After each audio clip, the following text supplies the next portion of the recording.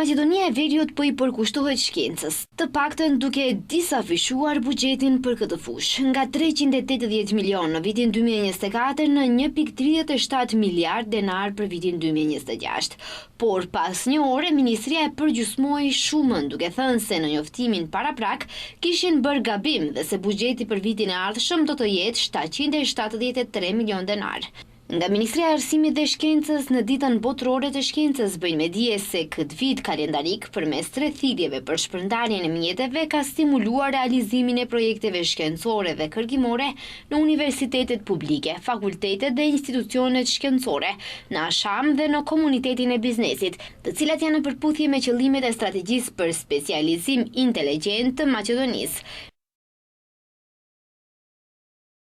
Shkenca është shtylla e zhvillimit shoqëror dhe për këtë arsye në vitin 2026 buxheti për shkencën do të arrijë 773 milion denar, me të cilët do të vazhdojë financimin projekteve kërkimore shkencore për zhvillimin e resurseve laboratorike, pjesëmarrjen në konferenca shkencore ndërkombëtare dhe organizimin e atyre vendore.